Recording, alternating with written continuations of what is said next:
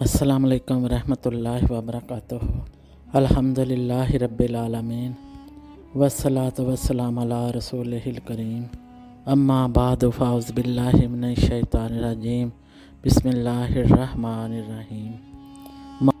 درود ابراہیمی کے فیوز و برکات۔ درود شریف اپنی ترتیب اور الفاظ سے ان گنت ہیں، مگر بعض درود شریف اپنی اپنی فضیلت اور خصوصیت کے لحاظ سے بہت مؤثر اور اہم ہیں۔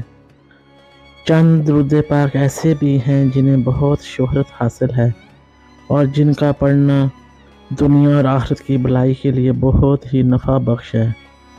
مشہور درود شریفوں کے فضائل اور فیوز و برکات اور پڑھنے کے طریقے مدرجہ ذیل ہیں۔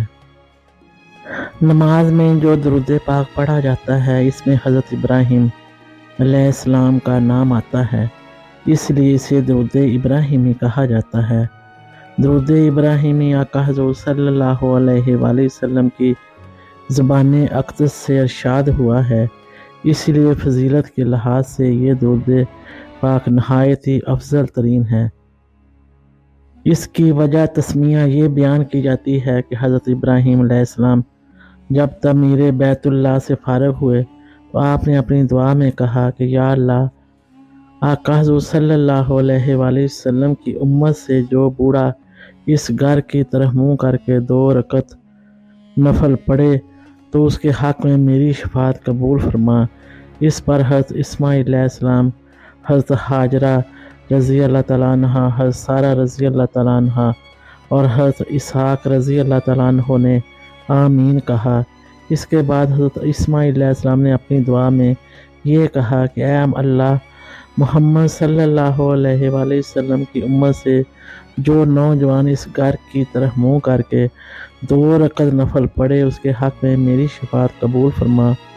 اس پر حضرت ابراہیم علیہ السلام، حضرت اسحاق علیہ السلام، حضرت بی بی حاجرہ اور حضرت بی بی سارہ نے آمین کہا۔ پھر حضرت اسحاق علیہ السلام نے دعا مانگی، یا اللہ، حضرت محمد صلی اللہ علیہ وآلہ وسلم کی امت کا جو ادھیڑ عمر شخص اس گھر کی طرف منہ کر کے 2 رکعت نفل پڑھے تو اس کے حق میں میری شفاعت قبول فرما۔ اس پر خاندان کے بقیہ افراد نے آمین کہا۔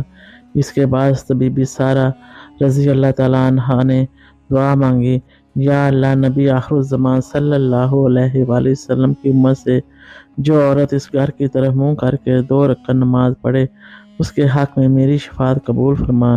اس پر سب نے آمین کہی۔ آخر میں حضرت بی بی حاجرہ رضی اللہ تعالیٰ عنہ نے یوں دعا کی کہ یا اللہ، امت مصطفیٰ صلی اللہ علیہ وآلہ وسلم سے جو لڑکی اس گھر کی طرف منہ کر کے 2 رکعت نفل پڑھے اس کے حق میں میری شفاعت قبول فرما۔ اس پر سب نے آمین کہی۔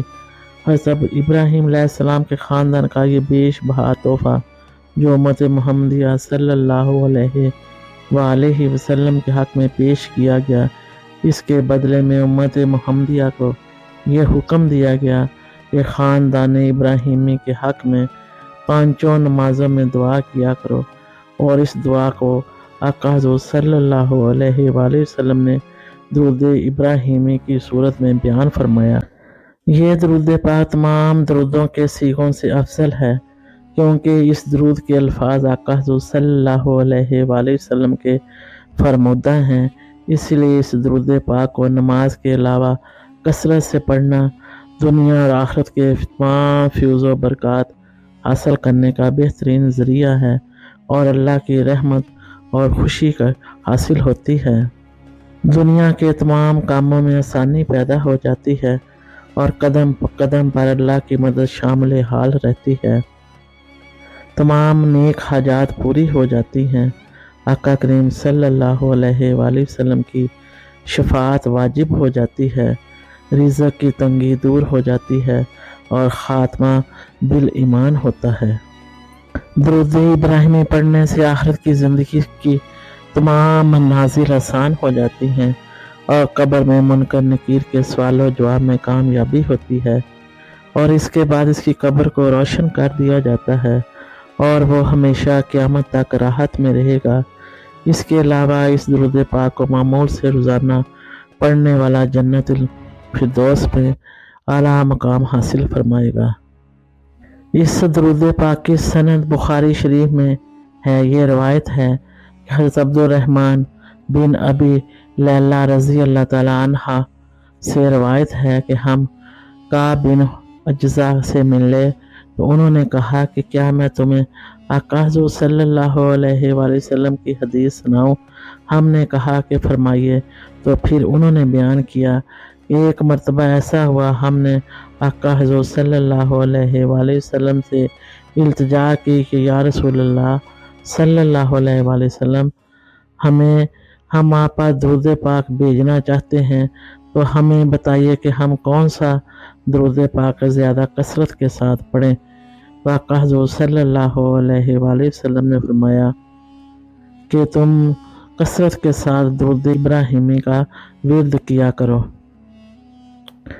اگر کوئی یہ چاہتا ہو کہ مخلوق خدا میں اس کی عزت و مرتبہ ممتاز ہو، اسے چاہیے کہ وہ ہر نماز کے بعد 70 مرتبہ یہ درود شریف اس نیت کو مد نظر رکھتے ہوئے پڑھے کہ اللہ تعالیٰ کے فضل و کرم سے چشم خلائق میں معزز و محترم ہو جائے گا۔ اس درود پاک کو پڑھنے سے دل میں آقا حضور صلی اللہ علیہ وآلہ وسلم کی محبت نہایت مستحکم ہو جاتی ہے اور دل سنت نبوی صلی اللہ علیہ وآلہ وسلم پر عمل پیرا ہونے پر گامزن ہو جاتا ہے۔ اللہ تبارک و تعالی ہمیں بھی آقا حضور صلی اللہ علیہ وآلہ وسلم کی سنت مبارکہ کی روشنی میں ان تمام باتوں پر عمل کرنے کی توفیق عطا فرمائے اور ہمیں آقا حضور صلی اللہ علیہ وآلہ وسلم کی شفاعت نصیب ہو۔ آمین ثم آمین۔ جزاکم اللہ خیر و احسن الجزاء۔ اللہ تبارک و تعالی ہم سب کا حامی و ناصر ہو۔ السلام علیکم ورحمۃ اللہ وبرکاتہ۔